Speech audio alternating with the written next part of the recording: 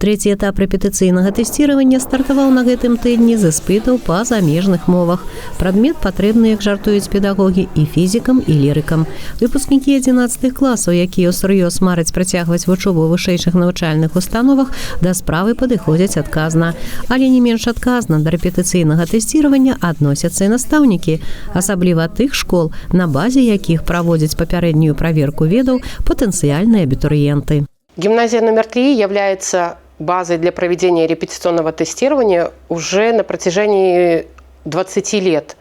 Мы были первым учреждением образования, в котором было проведено первое репетиционное тестирование в Молодеченском районе. В тот год мы принимали более 600 учащихся Молодеченского района. Тестирование было организовано в 2 корпусах нашей гимназии, в новом, где мы сейчас находимся, и в старом. Уроки были перенесены во 2-ю смену. За это время мы наладили процесс.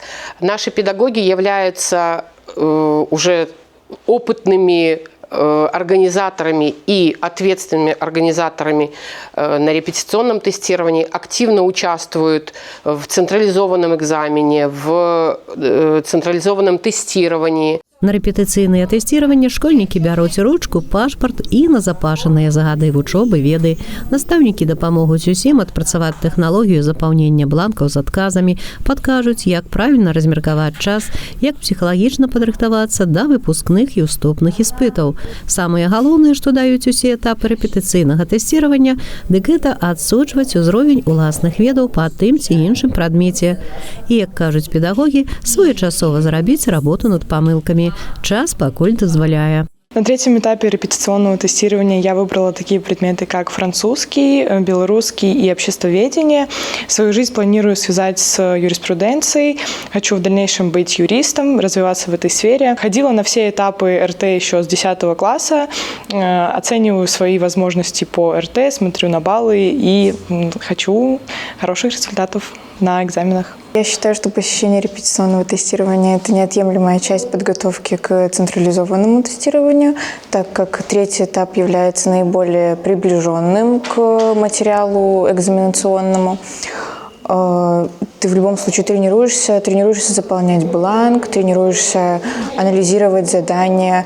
И я бы рекомендовала и 10-классникам ходить на все этапы репетиционного тестирования, и абитуриентам непосредственно тоже. Прогресс, само собой, есть. Обращаешь внимание на проблемные темы, повторяешь что-то новое, учишь, и оно вот как ведет к лучшему результату.